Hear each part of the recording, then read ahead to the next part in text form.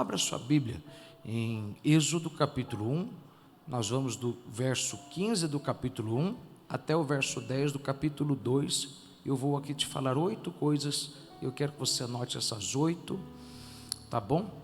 Êxodo 1, verso 15 diz assim: E o rei do Egito falou às parteiras das hebreias, das quais o nome de uma era Sifrá e o nome de outra Puá, e disse: Quando ajudardes no parto das hebreias e as virdes sobre os assentos, se for filho, matai-o, mas se for filha, então viva.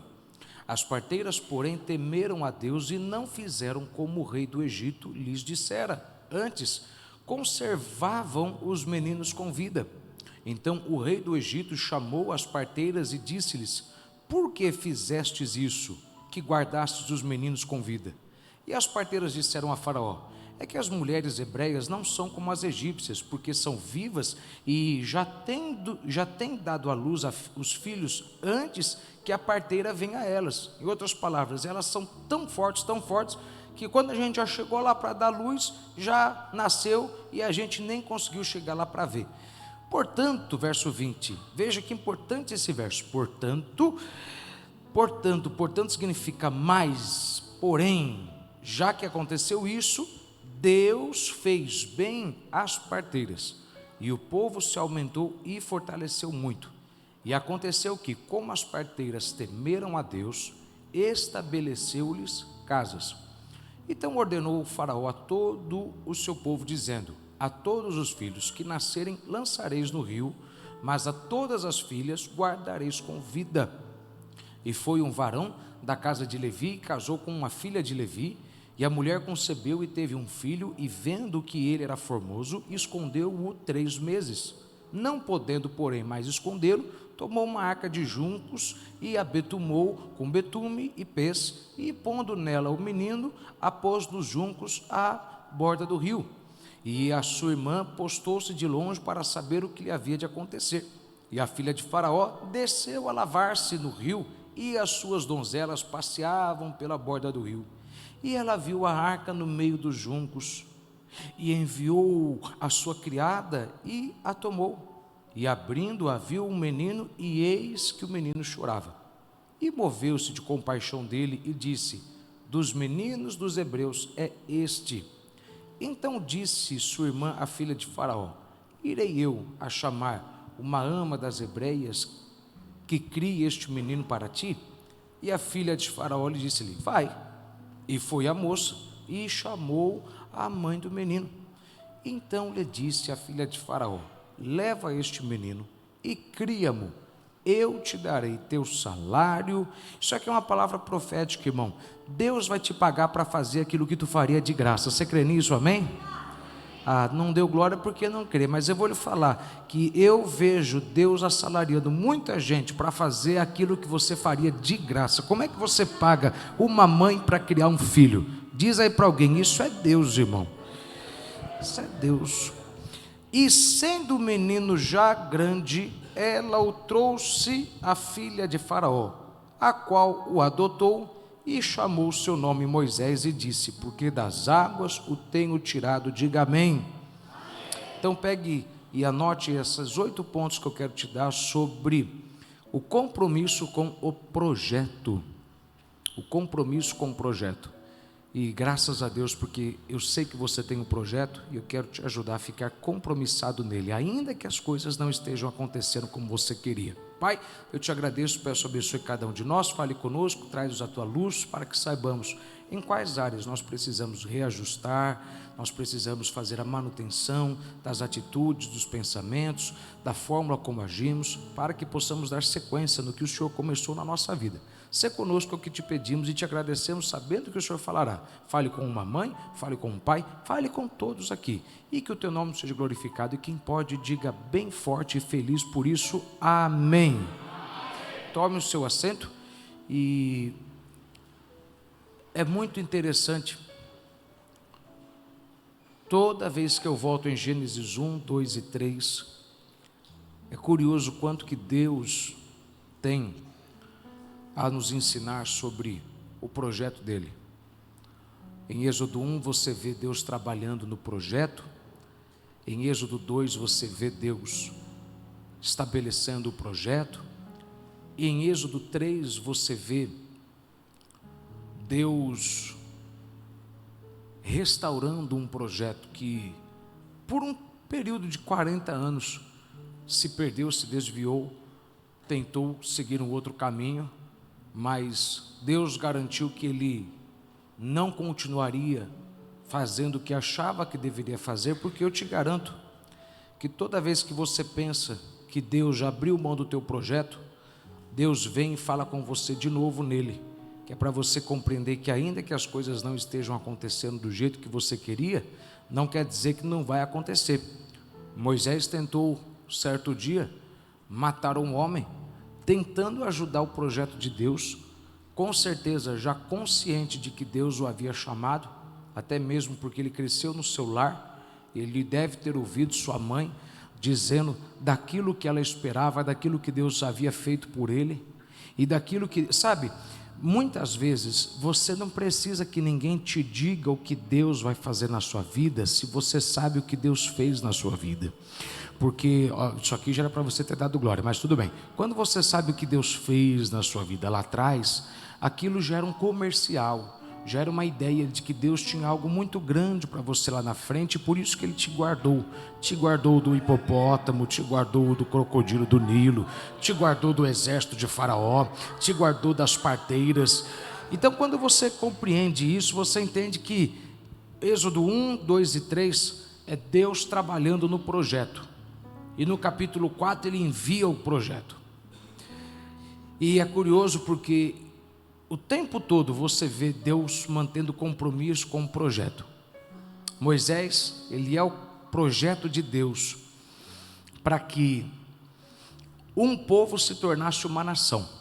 Eles entraram ali como 70, sairiam como milhões. Só que ele é um projeto de Deus que envolve muito mais mulheres do que homens. Há 5 mulheres nesse texto, as 2 parteiras, Joquebede, Miriam, a filha de Faraó, e essas 5 mulheres têm um papel fundamental sabe, 5 é o número da graça, 5 é o número da graça. Deus terminou de criar o mundo no 5º dia, e no 6º dia colocou o homem num mundo que Deus deu para ele de graça. Haviam 5 pórticos no tanque de Betesda, houveram 5 chagas no corpo de Jesus, há 5 dedos na sua mão, há 5 dedos no seu pé. A Bíblia diz: humilhai-vos, pois, debaixo da potente mão de Deus, para que a seu tempo ela vos exalte. Humilhai-vos, pois, debaixo da graça de Deus. Se você reconhecer que é a graça de Deus, no tempo certo a graça de Deus vai te exaltar. Então você vê que Moisés, ele teve a graça de Deus, ele teve a graça de Deus para sobreviver todos os desafios e todos os planos do diabo, para que ele, quanto projeto de Deus, não firmasse os seus pés dentro do caminho que Deus havia estabelecido. Então, como Deus sabia que precisaria projetá-lo e deveria cuidá-lo, Deus coloca 5 mulheres.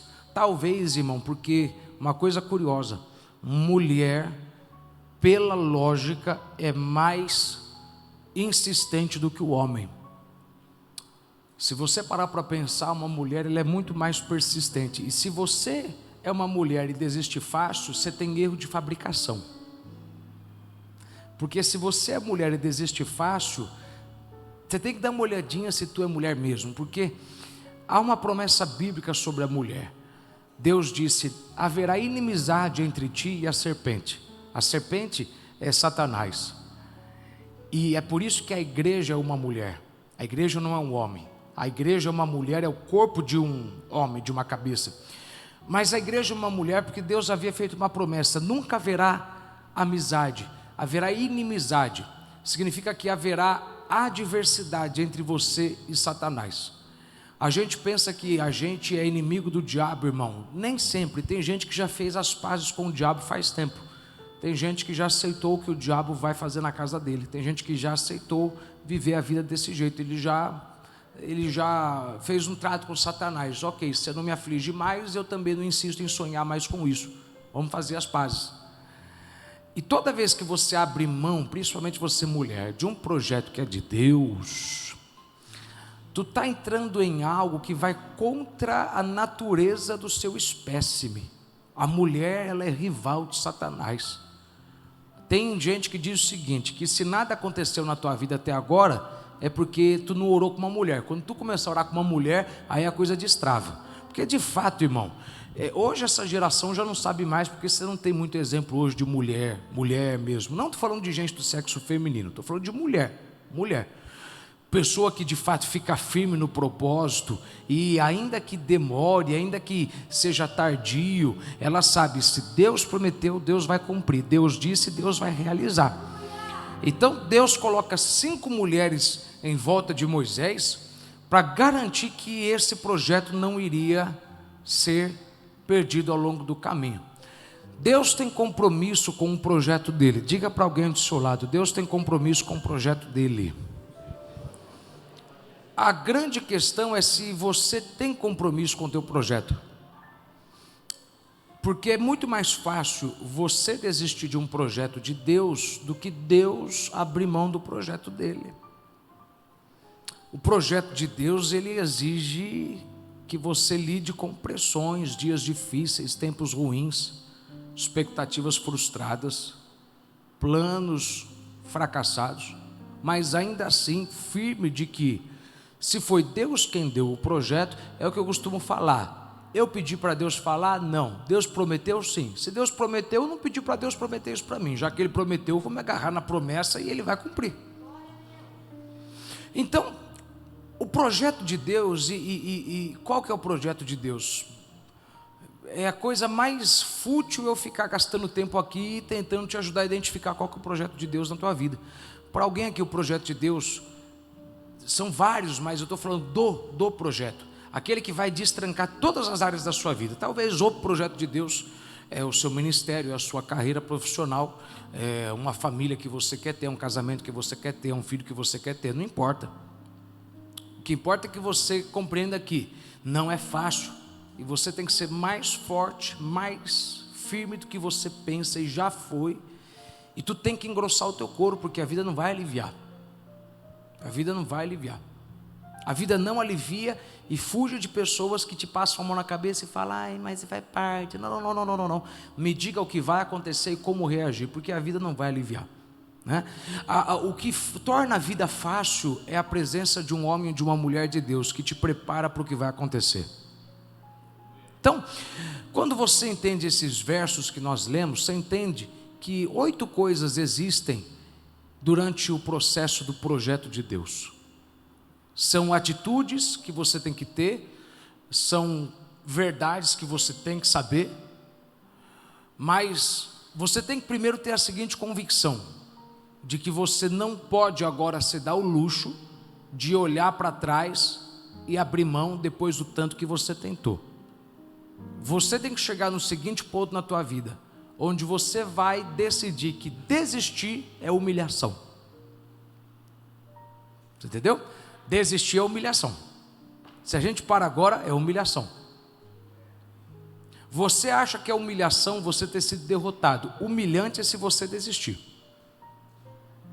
Se você não está convicto de que você vai tentar até o fim, em vão é continuar vindo na igreja, porque a gente vai continuar falando para você de como ficar firme e leal ao projeto de Deus, e você já abriu mão do projeto dele,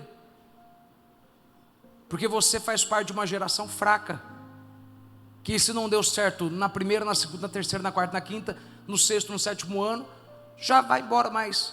É aquilo que eu digo, Mar Calmo nunca fez marinheiro bom, e o que faz um crente, não é quando acontece logo de início, e não é quando o momento é bom, é quando as coisas estão na pior situação, e ainda assim Deus continua te dando sinais claros e evidentes de que Ele vai cumprir o que Ele prometeu. Você entende isso aqui? Diga amém. Então diga para alguém que está do seu lado, fique compromissado, porque Deus tem compromisso, irmão. Vou dizer de novo para você falar para outra pessoa, diga aí, fique compromissado, porque Deus tem compromisso. Deus vira e volta, vai falar com você do que Ele não abriu mão, para que você não abra mão. Sabe, Isaías 49, Deus falou uma coisa muito interessante para Isaías. Na tentativa de Deus dizer o quanto que Ele é compromissado com o povo, tanto que Ele é fiel ao seu plano, Ele disse para o profeta, acaso pode uma mãe se esquecer de um filho? Jamais, Mas ainda que uma mãe se esqueça dele, todavia não esquecerei de vós. Por quê? Porque eu trago o vosso nome escrito na palma da minha mão. É impossível, e esse impossível é entre aspas, porque Maria esqueceu Jesus. Mas Maria esqueceu Jesus até por uma questão lógica, porque ela foi, pense nisso, Maria, ela foi para Jerusalém na Páscoa, ela foi louvar a Deus na época da Páscoa, e ela se envolveu tanto com um culto, que ela se perdeu no culto, ela perdeu o próprio filho. Há um princípio espiritual nisso aqui, você tem que se perder na adoração. Quando você se envolve com Deus, você tem que esquecer até mesmo os teus problemas e até mesmo a tua responsabilidade, a ponto de você compreender que Ele é a pessoa mais importante.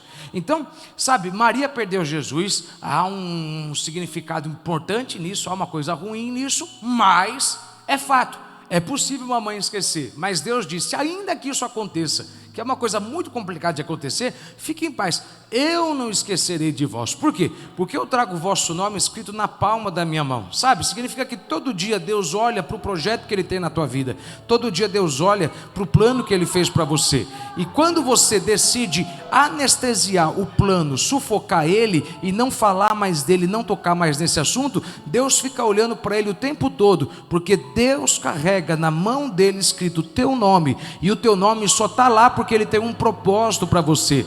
Você estava dentro dele, Ele é o Pai dos Espíritos, você era um espírito. Quando Ele fez você se tornar um espírito encarnado, quando Ele te deu carne e osso, Ele escreveu o teu nome lá, porque Ele sabia, esse aqui, eu tenho um projeto, eu tenho um propósito. E a pior coisa, meu irmão, é quando você abre mão de um plano que Deus não abriu mão, e para garantir que Ele não ia abrir mão, Ele colocou o nome do propósito na mão dele. Lá em casa você vai dar glória quando você entender isso. Então Deus carrega o nome do seu projeto na sua mão, mas você não pode abrir mão dele, ainda que seja difícil, ainda que seja complicado. Esse é um texto que fala sobre 8 coisas curiosas. Uma delas é que você vê 2 mulheres chamadas Sifrá e Puá. Essas 2 mulheres são parteiras hebreias, e elas recebem uma ordem de Faraó. A ordem de Faraó é o seguinte: todo menino que nascer hebreu, ele deve ser morto. Quando vocês verem que é um menino, matem ele. Só que ele fala isso por uma questão lógica para ele, porque eles se multiplicaram em tantas pessoas, eles entraram lá como 70 pessoas, passaram-se 30 anos, eles já estavam se multiplicando já. E aí quando chegaram já em 430 anos, eles já eram quando eles chegaram ali em 370 anos, eles já eram quase que 2 milhões de pessoas. Então a lógica é o seguinte: se a gente não mata eles, se não diminui eles, não diminui os homens, porque as mulheres a gente pode ter filhos com elas e gerar egípcios, não é? Não mate as mulheres, mate os homens. Não mate a procriadora, mate quem tem a semente, porque o diabo sempre vai matar quem tem a semente, meu irmão. O diabo nunca vai matar quem pode procriar, porque se você pode procriar, quer dizer que você pode receber. Deus nunca vai deixar você ficar confuso sobre onde que está o alvo do diabo. O alvo do diabo está em quem tem a semente, o alvo do diabo é em quem tem a ideia, o alvo do diabo é quem tem o projeto, o alvo do diabo é quem tem a semente, porque se ele não consegue matar quem tem a semente, qualquer pessoa pode receber a semente dele e continuar avançando. Qualquer pessoa pode receber a ideia e multiplicar a ideia numa empresa, pode receber a ideia e transformar a ideia num grande projeto. Então o intuito do diabo é matar quem tem a semente, não é o receptor, é o entregador. Se você entende isso, vai entender porque o diabo tem raiva de você, porque você é a pessoa que tem a ideia, você sempre é quem tem a ideia, você é sempre quem tem a estratégia, você sempre é a pessoa que tem o projeto. Quando você é a pessoa que tem a semente, o diabo tem raiva de você, ele tem ódio de você, porque ele sabe, se eu mato quem tem a semente, eu mato o projeto, e se eu deixo a semente viva, eu perco o projeto, Deus cumpre o projeto dele. Então a ordem de Faraó é: mate todos os meninos, mate todos eles. Mas 2 mulheres que temiam a Deus disseram não. Elas arranjaram uma desculpa, apesar de que toda boa desculpa tem uma boa verdade nela, e elas disseram: não dá tempo da gente matar eles, não dá tempo, quando a gente vai chegar lá já nasceu e acabou.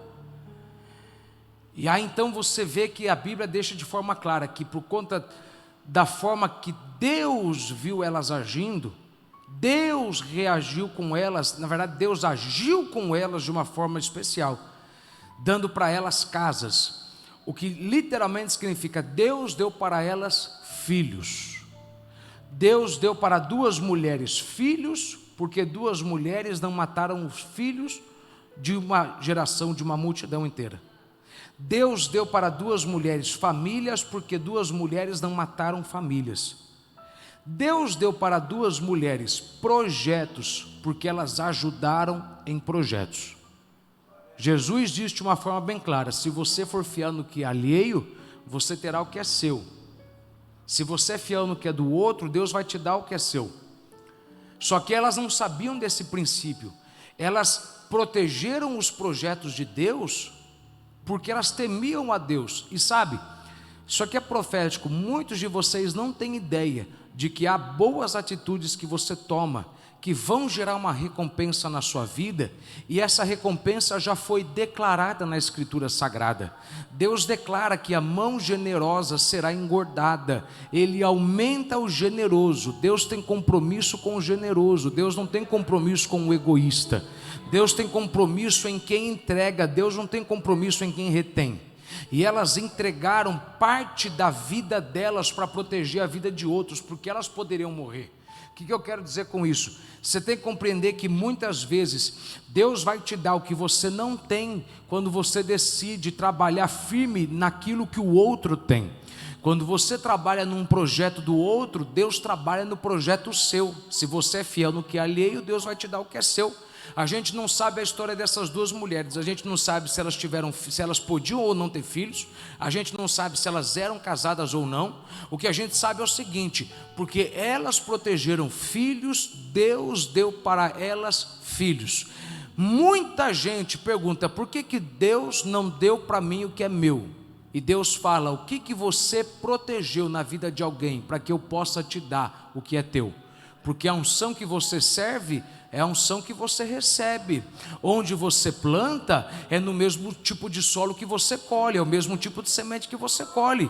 E se você compreende que servindo o projeto de alguém, Deus dá o teu projeto, você nunca vai negar ajudar ninguém. Pelo contrário, quando alguém te pedir ajuda, você vai arregaçar as mangas, você vai gastar o teu dinheiro, você vai gastar o teu tempo, você vai gastar o teu esforço, você vai ajudar. É fácil, meu irmão, a gente dar glória a Deus e louvar a Deus quando a gente ouve que Deus vai dar, Deus vai entregar. É difícil a gente entender princípios da palavra. Deus tem compromisso com o generoso, não com o egoísta.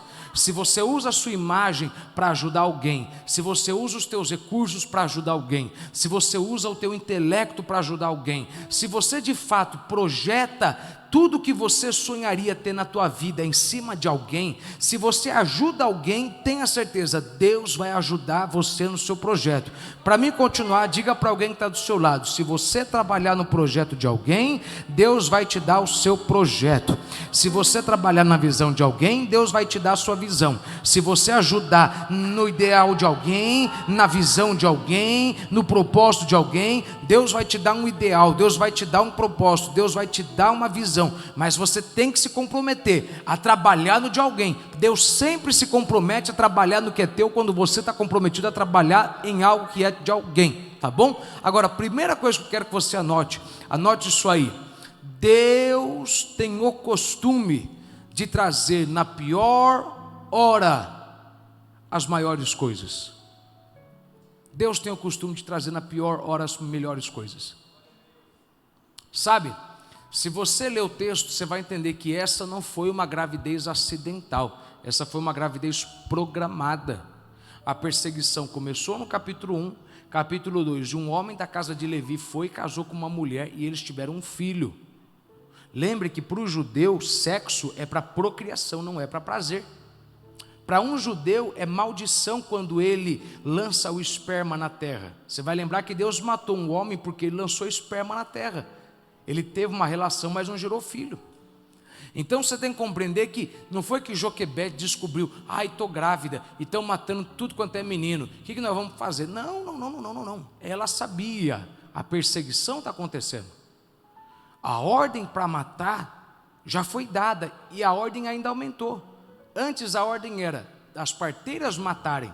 Agora, porque as parteiras não mataram, o faraó deu uma ordem pior ainda: já que vocês não obedeceram, Qualquer um que estiver na rua e ver um menino, pode pegar e jogar no Nilo. Então você vive uma fase de terror, no qual tu não sabe se o vizinho do lado, da esquerda ou da direita, um dia vai entrar na tua casa, vai pegar o que é teu e vai jogar fora.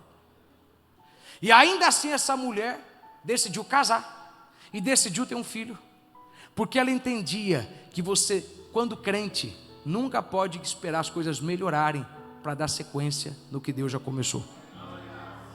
Você não deu glória, mas tudo bem. Sabe, você não pode querer esperar o cenário melhorar para comprar tua casa. Você não pode esperar, não. Quando a economia, larga a mão de ser idiota, para a mão de ser besta. Se você é cidadão do céu, você anda conforme a economia celestial. Lá não falta nada, lá não tem escassez. Crente é o seguinte: quando o mundo está vendendo, a gente compra, e quando o mundo está comprando, a gente vende. A gente anda na linha contrária. Se você for parar para ver, de Gênesis a Apocalipse, você nunca, irmão, quando eu digo nunca, é nunca, você nunca, não estou te falando que vai, às vezes, você nunca vai ver Deus abençoando o seu povo através de momentos bons no mundo. É sempre quando complica no mundo que Deus traz as melhores coisas para o povo. Quando você entende isso, você vai entender que quando a economia piora, ai meu Deus, agora o Lula ganhou, larga a mão de ser idiota, larga a mão de ser besta. Quando as coisas pioram para o mundo, é quando Deus melhora as coisas para a igreja. Sempre foi assim, sempre será assim. Sabe, a minha esposa engravidou na época do Zika vírus. Toda criança toda mãe que era picada pelo Zika vírus nascia com deformidade. E eu sei que muitas nasceram, mas Deus falou, ela começou por um lado é bom, porque ninguém ia ficar olhando para ela. Apesar que tudo bem, ela estava com a barriga grande, mas tem gente que gosta de mulher grávida também, mesmo mulher, vou calar a boca. Mas ela queria andar igual uma islâmica, ela queria colocar, sabe? Ela queria luva, tudo para. Não, o pernilongo não vai me picar, o mosquito não vai me picar, eu não vou pegar Zika vírus. Eu falei, larga um monte de idiotice. O que Deus deu, Deus termina. E ainda que seja o pior momento, Deus tem o costume de dar as melhores e maiores coisas nos piores momentos. Não fique esperando a economia mudar, tuas finanças mudarem, você se aceita no novo emprego, teu salário aumentar. Se você fica esperando teu salário aumentar para você dar início em algo, você vai entender uma coisa: ele não vai, porque fé tem que existir quando você não vê acontecendo, mas sabe que se você iniciar, vai acontecer. Se você assinar hoje, fecha um contrato amanhã. Se você assinar hoje, vem uma provisão amanhã. Deus tem o costume de dar as maiores coisas nos piores momentos. Não deixe o diabo segurar a tua bênção, porque ele está fazendo você olhar para o momento. Olhe para o momento e fale: está difícil? É difícil para o mundo. Para quem é crente, toda hora é uma boa hora quando a gente está com Deus. Diga aí para alguém que está do seu lado: toda hora é uma boa hora para quem está com Deus, irmão. Quando você tem Deus do teu lado, fica tranquilo. Se não é hora de comprar, se não é hora de vender, se não é hora de fazer, se não é hora de construir, isso é o que acontece para o mundo. Quando é com você, você sabe, a hora é agora. Deus manda no clima, Deus manda na economia, Ele ainda está sobre potestades, Ele ainda está sobre os principados, Ele ainda está sobre o domínio das trevas. Não tem nada que eu possa viver aqui embaixo que Deus não possa, tem nada que eu queira viver aqui embaixo que Deus não possa manipular os pauzinhos, que Ele não possa manipular situações grandes para me beneficiar. Se precisar, Deus manipula aqui, Deus manipula ali, Deus manipula lá, mas uma coisa é fato: quando a hora chegou, eu sei que há um tempo para todo propósito, e há um propósito para todo tempo estabelecido debaixo do céu. Chegou a hora, é a hora, não importa o que estão dizendo, vai e comece. Deus falou que é a hora, vai e comece. Deus falou pode ir, vai e comece. Não se dê o luxo de esperar 2, 3 meses, vai e comece. Só que é para alguém, irmão, que eu estou sentindo Deus aqui despertando alguém. Dá um berro aí no ouvido de alguém para ver se alguém entendeu. Diga aí, vai e comece, irmão. Vai e continue, vai e insista. Larga a mão de atrasar a tua promessa, porque você está sendo confuso pelo diabo. Mas não é melhor hora, não é melhor hora. Quando você tem Deus do teu lado, toda hora é uma boa hora. Segunda coisa que você tem que compreender sobre o teu projeto, para você se manter compromissado ao teu projeto, porque o teu projeto não vai ser fácil. A pressão vai vir, dias difíceis virão, mas a segunda coisa que você tem que compreender é que você não pode soltar o projeto antes da hora. Não solte o projeto antes da hora. Não solte o projeto antes da hora. Não abra a tua boca para falar do teu sonho antes da hora. Não abra a tua boca para falar do que você está estudando para fazer antes da hora. Cala a boca. Cala a boca. O caminho ainda não está pronto. A filha de Faraó não está lá. Os recursos não estão prontos. As pessoas não estão prontas. Deus já preparou o plano. O plano ainda não entrou no tempo. O plano está na eternidade. Então aprenda a calar a boca e não falar a coisa certa na hora errada. Por 3 meses ela escondeu. Por 3 meses. Ela escondeu porque ela sabia, eu não posso soltar isso agora. Eu não posso soltar. Porque a pior coisa é você soltar antes da hora uma coisa que pode morrer a qualquer momento. Sabe, se Joquebede solta Moisés antes da hora, tem um problema. A filha de Faraó não está no lugar certo, e talvez naquele dia estava passando um crocodilo do rio Nilo. Irmão, um crocodilo do rio Nilo. Olha, se tu já viu um crocodilo, maravilha, mas um crocodilo do rio Nilo, irmão, o bicho é grande, irmão. O bicho é grande. E o bicho é largo. Pensa numa pessoa gorda, meu irmão, em cima de você. Irmão, o bicho é grande e pesado. E o pior, meu irmão, aquilo é uma coisa, eu não vou falar que é do diabo, porque quem criou foi Deus, mas deve ser o diabo que pega aquele desgraçado. Porque aquele desgraçado tem uma patinha gordinha assim, só que aquilo ali corre, mano, numa velocidade quando ele quer te pegar. É igual esse povo gordinho com as perninhas curtinhas, meu irmão. É curtinho, mas quando quer pegar você, meu irmão, eles correm assim, corre. Quem sabe, naquele dia, estava passando um por ali e dava uma bocada nele. É uma forma só de fazer você pensar no seguinte: quando você abre a boca antes da hora, o coração da pessoa não está pronto para ouvir o que tem que ouvir. Até mesmo repreensão tem hora certa para ser dada.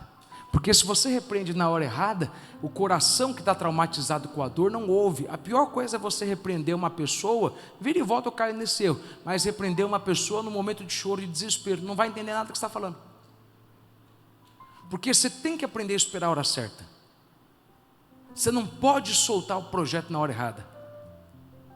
Você não pode sair por aí falando, Deus vai fazer isso, Deus vai fazer aquilo, Deus me deu essa ideia, Deus me deu aquele projeto, e as coisas vão acontecer assim, assado.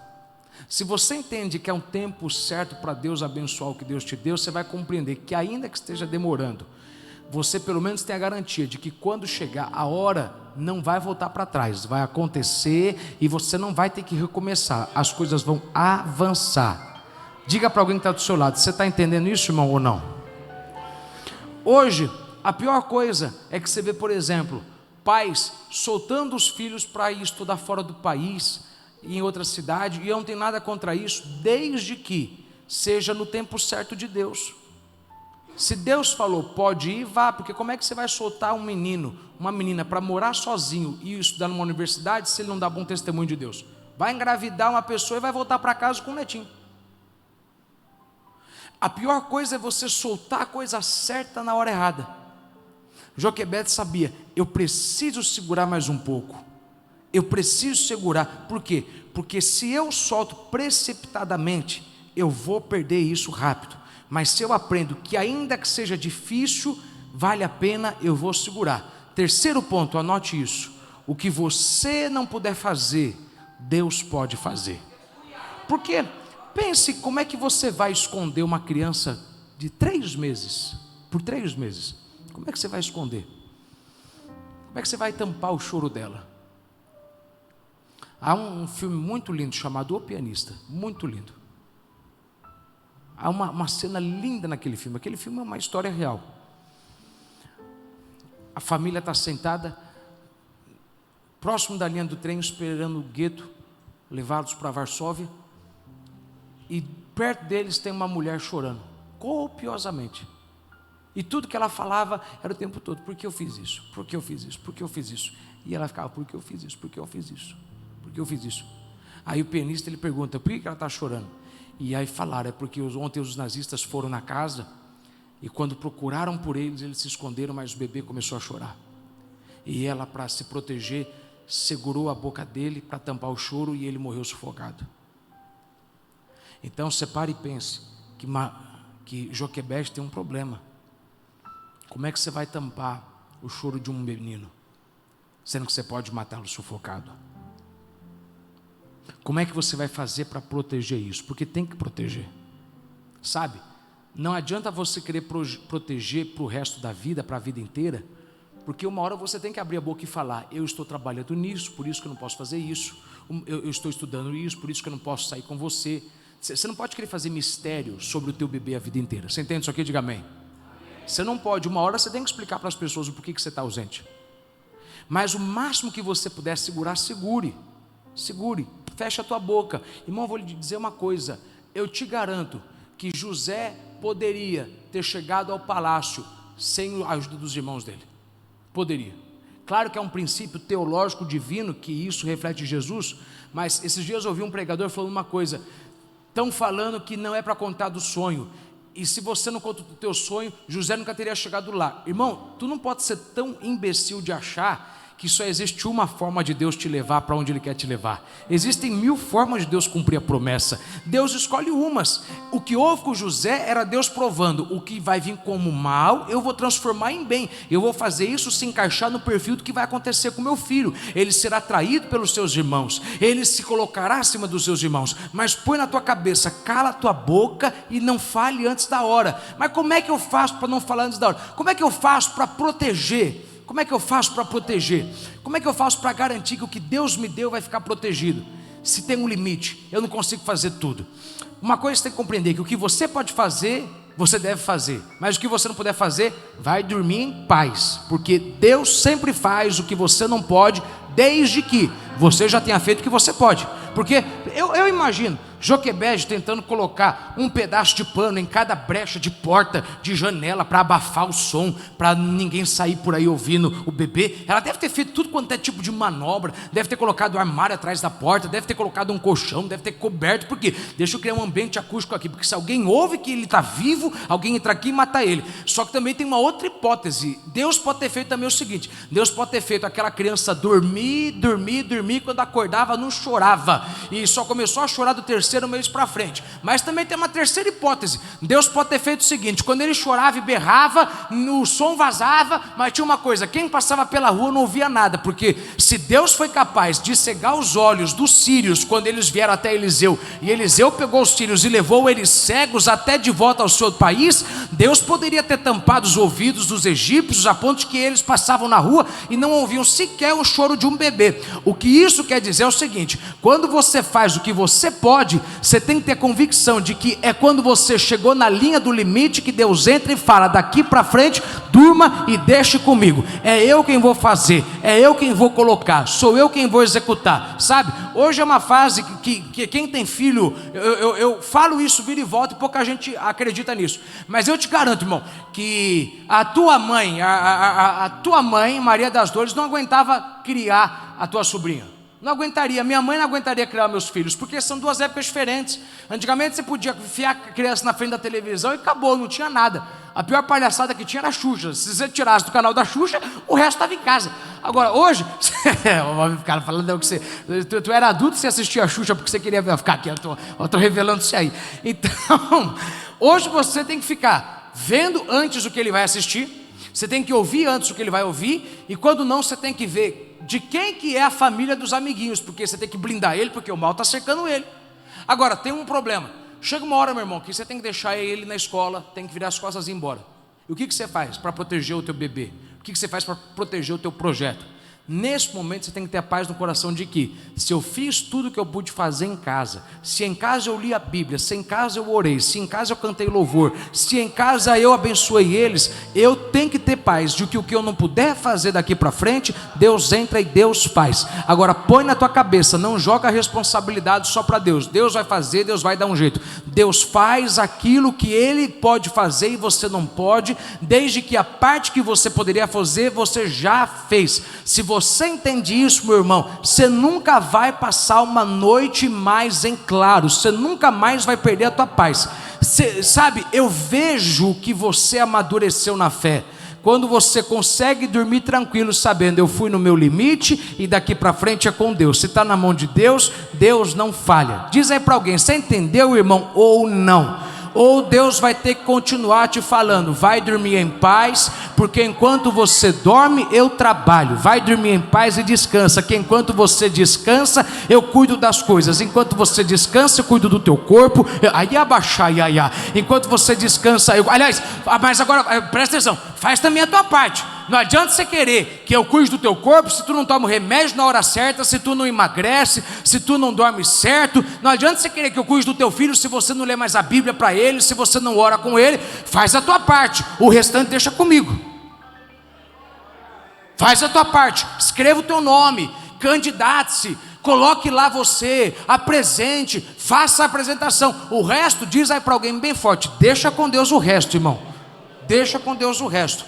Quarta coisa para você compreender: quando chegar a hora de você soltar o seu projeto, não solte o seu projeto em qualquer lugar.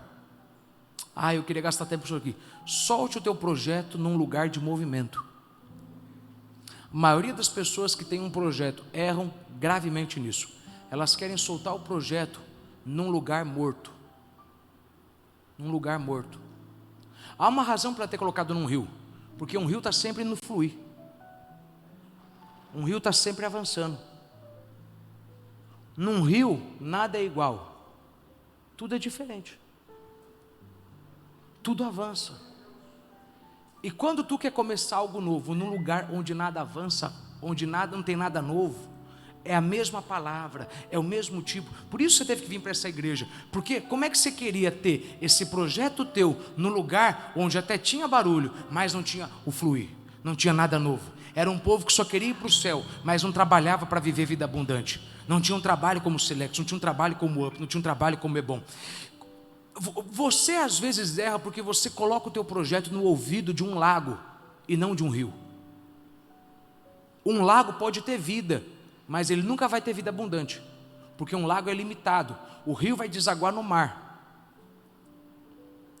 Se você vai enviar o teu filho para uma universidade, verifique que você vai ter a certeza que você vai mandar ele para uma universidade que é rio, que todo mundo que sai de lá para cima, nunca sai de lá para baixo, para um lugar que avança. O irmão Joquebede foi sábio, ela falou: vou colocar ele no rio. Por quê? Porque na pior das hipóteses ele vai avançar, alguém pega ele, alguém captura ele, alguém salva ele. Uma coisa é fato: se ele ficar parado, alguém olha e ele morre. Irmão, se tu ficar parado, tu morre. Se tu contar o teu sonho para alguém parado que não sonha, tu morre. Tu quer um sócio, acha um sócio que é rio. Tu quer um investidor, acha um investidor, não que tenha dinheiro, mas que é rio. A pior coisa é você trazer um projeto para alguém investir e a pessoa nunca investiu em nada, e ela tem o dinheiro. Porque se você não compreende que não é você ter o recurso, mas é você estar no movimento, põe na tua cabeça: o lago tem o recurso, mas o rio tem o movimento. Oh meu Deus da glória, isso aqui é muito forte. Alguém pagaria R$1000 para ouvir isso aqui, você está ouvindo de graça. O lago tem um recurso, mas o rio tem um movimento. Sabe, há um fluir do Espírito Santo que você não encontra em qualquer pessoa que tem recurso. Tem gente que tem palavra, tem sabedoria, ele prega, tem os dons, mas ele não tem o fluir do Espírito Santo, ele não está avançando. E a pior coisa é você pegar um projeto grande e colocar num lugar parado. Quando for para você soltar o teu projeto, acha uma boa empresa, acha uma boa cidade, acha uma boa rua, acha um bom local, acha uma boa pessoa, acha um bom investidor, mas entenda, não é porque ele tem o recurso, é porque ele tem o fluir. Você foi para a ponte, eu falei para ele quando ele foi para a ponte tem um histórico. Quem entra na ponte muitas vezes sai de lá para a Europa. Tem um fluir, sabe? A ponte é o Corinthians de São Paulo, do interior. Ninguém fica parado ali, entra e passa, e sobe. Por quê? Porque isso é estratégico, isso é de Deus. A pior coisa é a pessoa, ela vai para e você sabe disso, a pessoa vai para um time da Europa, vai para um time do continente africano, que vai pagar muito para ele, mas não vai ter fluir, vai ganhar dinheiro, mas não vai subir no profissionalismo. E você não quer dinheiro, o dinheiro é uma consequência do teu profissionalismo. Deus, você não quer dinheiro, você quer pessoas que te dão habilidades, você quer pessoas que te dão estratégia, porque quanto mais estratégia você tiver, mais rico você se torna. Quanto mais sabedoria você tiver, mais paz você tem. Por isso que você teve que vir para essa igreja, porque você não podia ficar no lugar onde você sabia, a palavra vai ser a mesma da semana passada. Quando você vai para um lugar que tem fluir, você sabe, a minha vida vai mudar aqui, porque onde tem fluir, as coisas avançam, as coisas vão para frente. Pergunta para alguém, que eu já estou terminando, você está entendendo, irmão, que você tem que mudar e arrancar o projeto do do lago e colocar o projeto no rio. Você tem que arrancar o projeto da lagoa. Você tem que arrancar daquele ouvido daquela pessoa. Eu vou lhe falar uma coisa aqui que eu não sei para quem é, mas Deus está falando com alguém. Você tem que ligar para alguém e cancelar a proposta que você fez e falar: eu já achei outro, e eu sei que você não achou, mas quando você decidir arrancar do lago, Deus vai te dar um rio, Deus vai te dar um local certo no qual vão fechar o contrato certo, e você pode ter certeza, talvez lá você vai ganhar menos do que ganharia no outro, mas aquele ali tem um potencial para te indicar para 10 pessoas que vão te fazer você ganhar com 10 o que você não ganhou com um, porque você tem que posicionar corretamente o teu projeto. Não põe no lago, põe no rio, põe no rio. Não é quem tem muito para me pagar, é quem tem condição de me fazer avançar. Você entende isso aqui? Diga amém. A quinta coisa que você tem que compreender sobre o teu projeto é que alguém tem que te ver. Alguém tem que te ver. Miriam, menininha pequenininha, uma criançazinha, ela de longe ficou olhando. De longe ela ficou olhando. Olhando para quê? Para garantir que ele não ia muito longe e também não ia ficar parado. Ele ia seguir o curso certo. Você tem que ter alguém na tua vida que te veja. Isso se chama mentor ou supervisor. Você tem que ter alguém na tua vida que diga para você: você foi muito longe. O problema é que você não gosta de ouvir essa pessoa. E também você tem que ter alguém na tua vida que fale: você não está avançando, você está parado. E por que não pode ser você? Por que você não pode ser o teu avalista? Porque normalmente quem está dentro do cesto não consegue saber se ele está indo muito longe ou se ele está parado. Porque quando você é a pessoa focada em fazer, deixa eu tentar te explicar isso. Quando você é o pedreiro, é difícil você saber se a construção está avançando.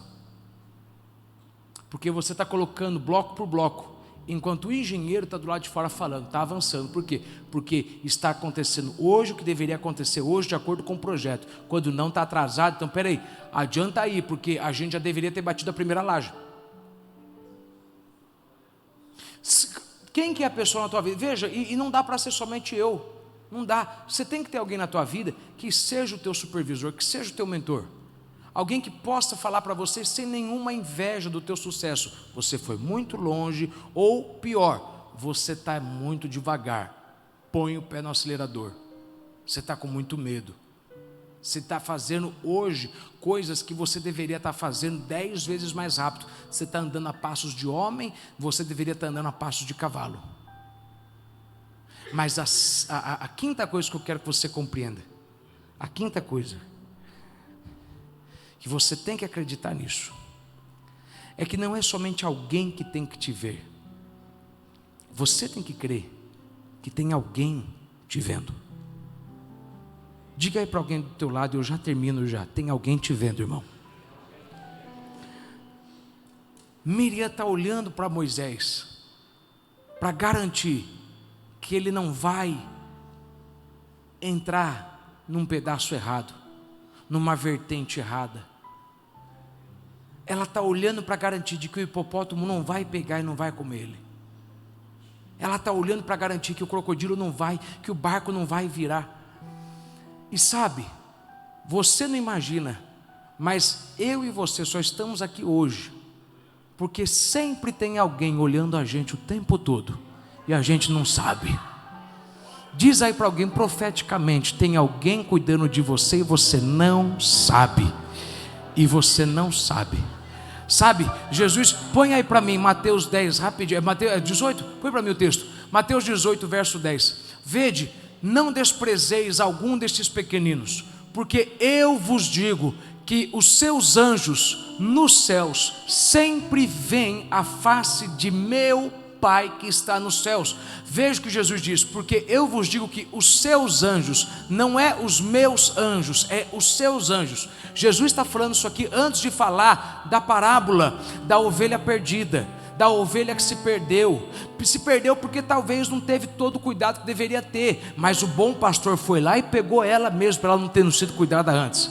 Aí Jesus, antes de falar da parábola da ovelha perdida, ele fala: vigie, você que ignora cuidar de qualquer pessoa. Por quê? Porque os anjos dessa pessoa, se é os, quer dizer que é mais de um. Sabe, irmão, você tem que chegar no seguinte consenso: que você vai começar a adorar a Deus por todas as coisas pequenas que Ele fez, incluindo o fato dele ter colocado pelo menos 2 anjos à sua disposição 24 horas por dia como teu anjo da guarda, e eles ficam olhando do céu, apenas esperando alguma coisa dar errado. Se nada der errado, a gente continua aqui olhando para Deus. Se algo der errado, a gente desce aí e resolve. Por quê? Porque Deus tem compromisso com o projeto dele, e o projeto de Deus não vai fracassar. E se a gente tiver que descer para pôr a mão no teu corpo, se a gente tiver que descer para pôr a mão no teu carro, se a gente tiver que descer para colocar alguém numa reunião e fazer essa pessoa atrasar, para ela não passar onde a ponte ia desabar, onde a bala ia perfurar, a gente entra e faz, porque o projeto de Deus tem compromisso, o projeto de Deus está compromissado, e você tem que ter essa certeza. Você está lá em casa dormindo, e os anjos de Deus estão dentro de casa te olhando. Teus filhos estão longe, e os anjos de Deus estão lá com eles na sala de aula.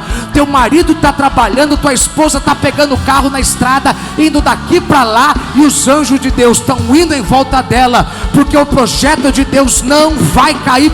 Às vezes eles deixam você ver que algo poderia ter acontecido, que era para você ser mais humilde e agradecer a Deus porque Ele te protegeu, mas na maioria das vezes eles te livram sem você saber que eles estavam lá colocando a mão onde o diabo já estava colocando a mão dele. Eles estavam lá te livrando daquilo que o diabo já tinha planejado. E eu vim te dizer: vai descansar. Você está orando para Deus guardar alguém, Deus está vendo essa pessoa, Deus está cuidando dessa pessoa, Deus está velando por essa pessoa. Melhor do que isso é você entender uma coisa: Deus te vê, mas também Deus te ouve. Deus te ouve. A Bíblia diz que o menino chorava. Chegou um momento em que Miriam não conseguiu mais enxergar o menino, talvez porque ela ficou obstruído pelos juncos na frente. Teve um momento que ela não conseguiu mais enxergá-lo, mas ela sabia que ele estava vivo, porque ele chorava. Sabe, choro não é sinal de derrota, choro é sinal de vida. É sinal de vida. De vida. Choro é sinal de que o inimigo quis te matar, mas tu está vivo. E ela ouviu o menino e ela sabia: está vivo. Como está vivo? Está chorando, está vivo. Está chorando, está vivo. Só que tem choro, meu irmão, que você faz que ninguém consegue ouvir. Só Deus. E sabe o que você tem que ter noção? Que mesmo que Deus não responda nada, se você tem a certeza de que Ele ouve, você sabe: os ouvidos dele não estão tampados para que não possa me ouvir, nem os seus braços encurtados para que não possa me alcançar. Simplesmente significa que Deus não ouve algo e deixa algo no ouvido dele soando. Quando Deus ouve, Deus se movimenta. Quando Deus ouve, Deus age. Quando Deus ouve, Deus resolve. Sabe, um dia Abraão estava recebendo a visita do anjo do Senhor, Cristo pré-encarnado. E aí o anjo disse: rapaz, tu vai ter um filho. Dentro de um ano a Sara vai ter um filho. Sara estava dentro da tenda. A Bíblia diz: ela riu consigo. O que é rir consigo? É aquela risada que não é, é aquela risada que é. Ela riu dentro, escondida. Do lado de fora o anjo falou: riu por quê? Não ri, riu. Riu por quê?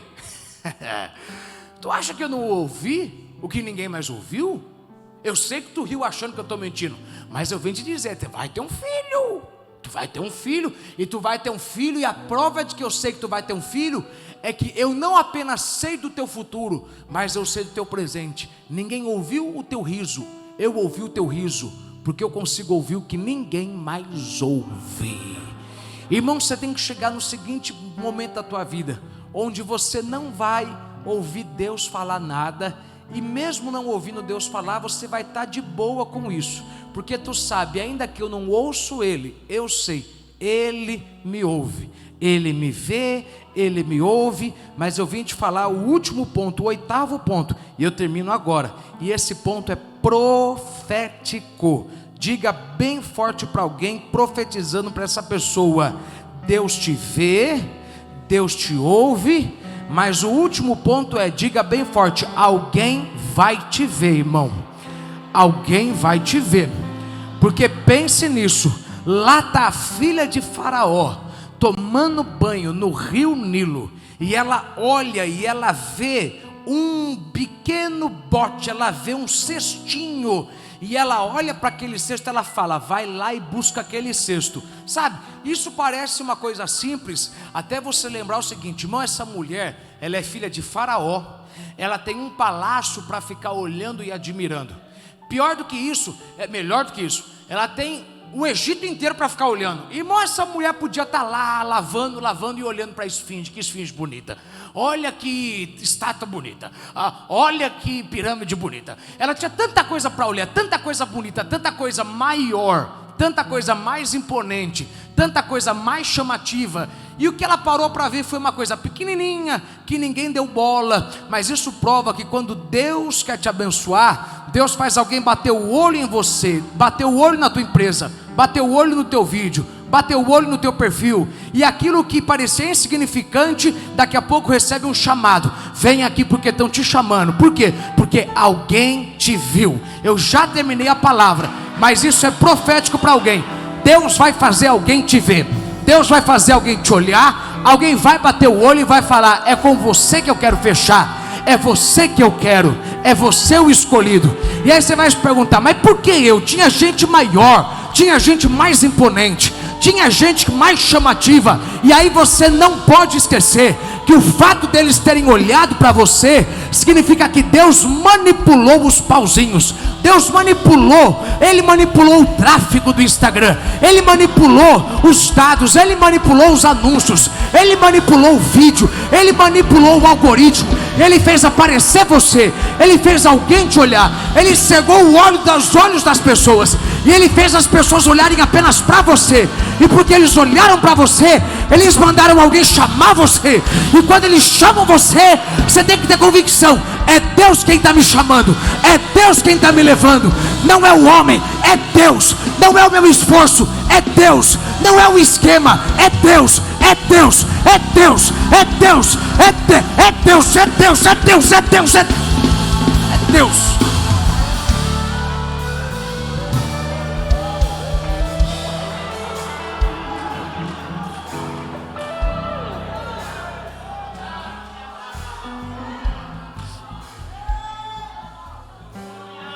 A filha de Faraó pega ele, ele está chorando.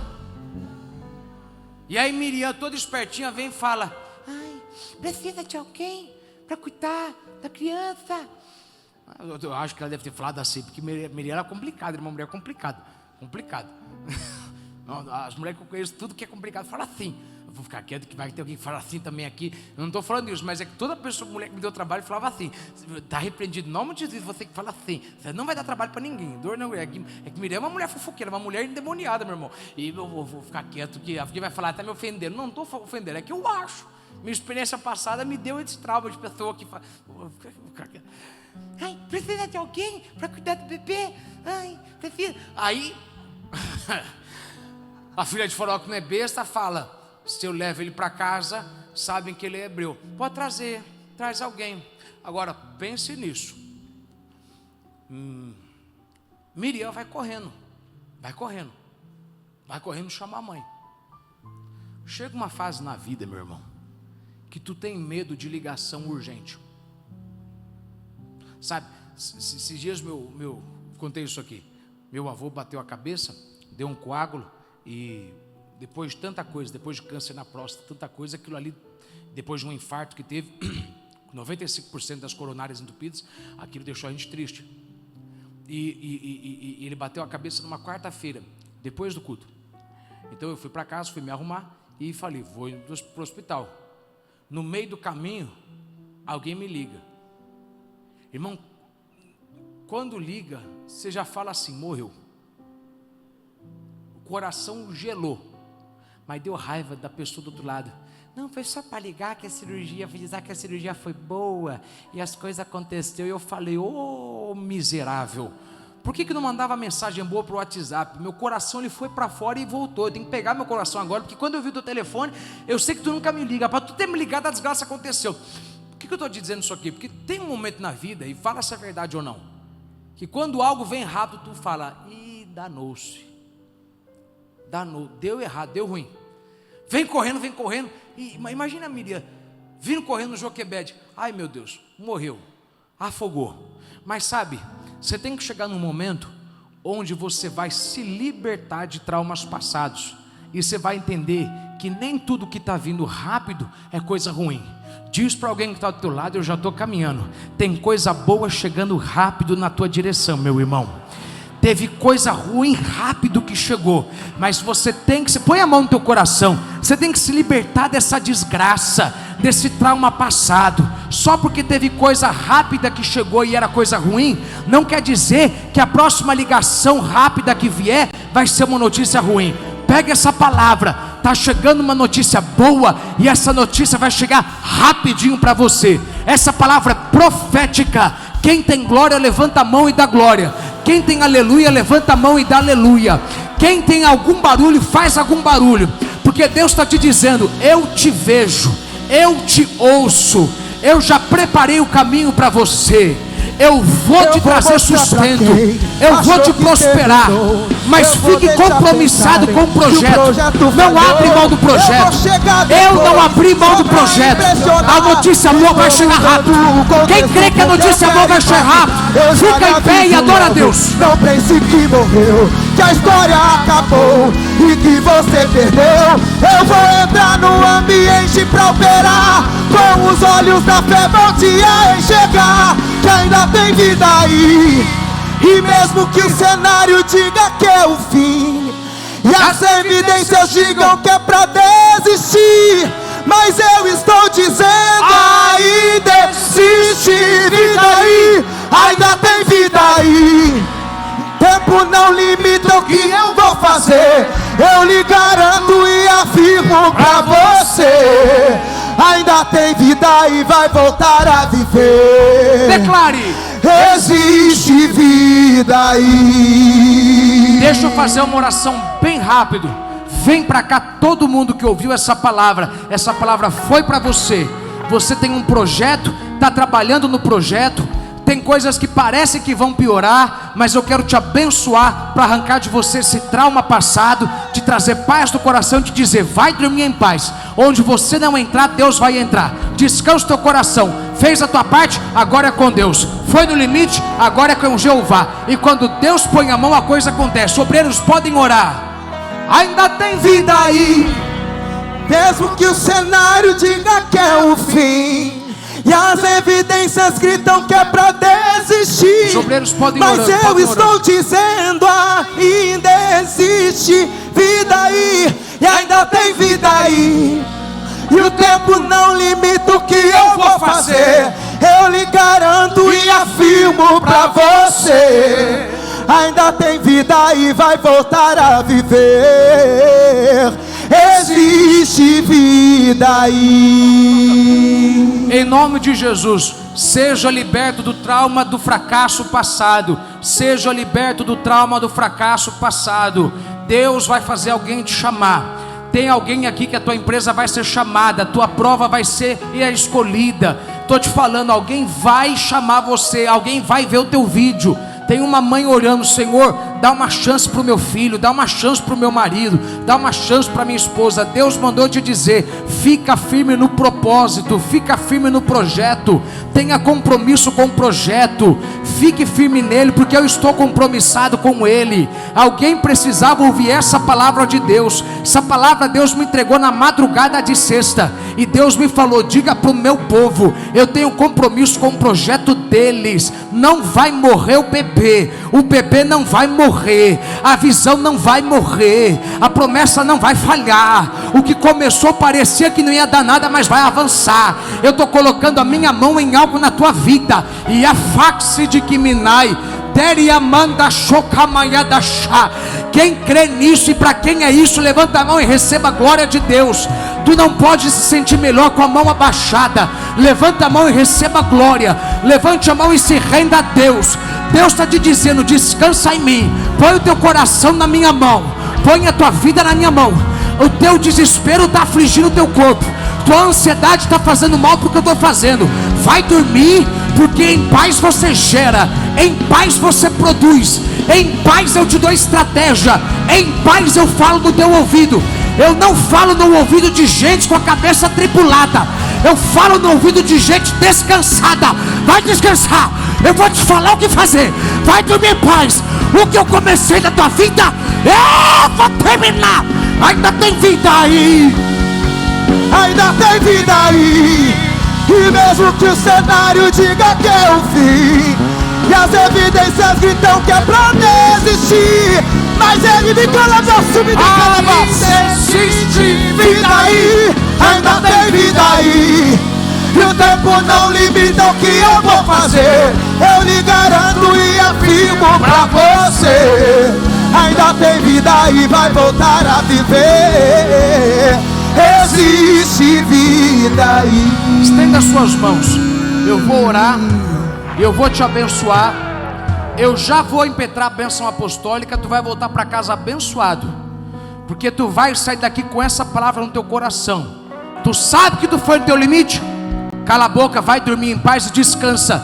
Tu precisa de saúde para poder dar continuidade ao que eu já comecei. E você está muito cansado, você está muito desesperado, você está se exigindo. Ai, achou e afá. Vai dormir em paz, porque eu estou no controle. Eu faço o que você não pode, desde que você faça o que pode. Eu mando você descansar. Se eu pudesse te dar descanso forçado, eu não te diria isso. Eu não posso dar descanso para quem não descansa.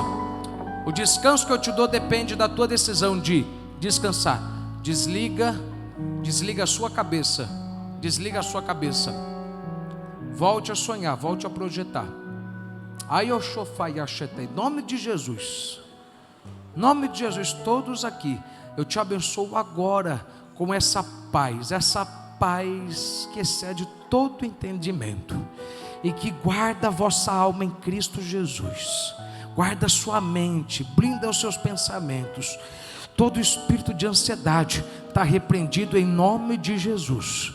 Deus mandou você vir aqui hoje para te dizer: eu estou no controle do fluir do rio. Eu estou no controle do teu comércio, daquela empresa, daquele imóvel, daquela construção. Eu estou no controle da tua saúde, mas tu tem que continuar compromissada com o projeto. Cuida bem do que eu confiei na tua mão. Esconda, não comente com ninguém, blinde. Ninguém tem que saber, a não ser as pessoas que vão te ajudar a aumentar a tua fé. Vou repetir de novo: ninguém tem que saber, a não ser as pessoas que vão te ajudar a aumentar a tua fé. Fecha a tua boca, boquinha de siri, proteja. Eu te abençoo dizendo: Deus vai te dar a estratégia, a sabedoria para você colocar o teu projeto no rio. Deus vai te dizer onde ir, que porta atravessar, que proposta aceitar. Quem aceitar o convite? Você não vai aceitar todo o convite, você não vai atravessar a maior proposta. Tu vai entrar onde existe fluir. Tem gente que foi para lugar grande e subiu para morrer. Eu vou te colocar onde você vai começar a avançar. Vou colocar tua empresa onde vai avançar. Vou vender para onde vai avançar. E há uma faixa, daí a faxe de que minaia. Irmão, Deus está falando hoje aqui com alguém. Eu vou vender para uma coisa que vai fluir, vai avançar, vai começar a crescer, vai aumentar, vai melhorar. E eu te digo isso: Deus está te vendo, Deus está te ouvindo, e Deus mandou te dizer: eu vou colocar alguém para olhar para você. Alguém vai investir no teu projeto, alguém vai investir na tua causa. Eu vou abençoar alguém da tua família por conta da tua oração. Tu vai ouvir o teu filho ligando dizendo: mãe, eu passei, mãe, me chamaram. Tu vai ouvir o teu marido, tua esposa, teu primo, alguém da tua família dizer que você foi chamado, porque alguém cuidou bem do projeto, alguém teve compromisso com o projeto meu. e eu tenho compromisso com o meu projeto também, e porque você fez a tua parte, eu vou fazer a minha. Vai dormir em paz, põe a mão no teu coração, vai dormir em paz. Repreenda da tua vida agora, em nome de Jesus. Eu não posso repreender por você, eu posso te ajudar a repreender, mas repreenda da tua vida agora o espírito de perturbação, de insônia, de desespero, de querer ter sinais antes da hora. Vai dormir em paz, espera a hora certa, na hora certa o sinal vai vir. Eu sei que tem alguém achando que vai dar errado, mas Deus está mandando dizer, agora é a vez, agora vai dar certo. É porque Ele ainda está fluindo, as coisas ainda estão acontecendo, ainda está crescendo. Mas fique em paz, isso aqui é para alguém que vai testemunhar que essa palavra foi a palavra que falou com você. Eu te desafio a chamar o pastor Hélio depois e falar, eu tenho que testemunhar, porque quando o pastor disse, eu entendia que era para mim. E tu vai ver essa semana ainda tu vai ver que já deu certo, e o bebê já chegou lá. Tu vai ver que o projeto já chegou lá, já escolheram você, já chamaram você, já bateram o olho e falaram, é ele que a gente quer. E tu vai entender que tudo que você passou por esses dias era o diabo tentando tirar de você a paz, e tentando fazer você não enxergar que as coisas estão fluindo. Para quem está sentindo que as coisas estão fluindo, levanta a mão e agradeça a Deus, porque as coisas estão fluindo, está tendo avanço, está tendo crescimento, as coisas estão mudando. Essa palavra não é coincidência, não há coincidência no mundo espiritual. Essa palavra é palavra rema, é o pão de cada dia, é o pão diário.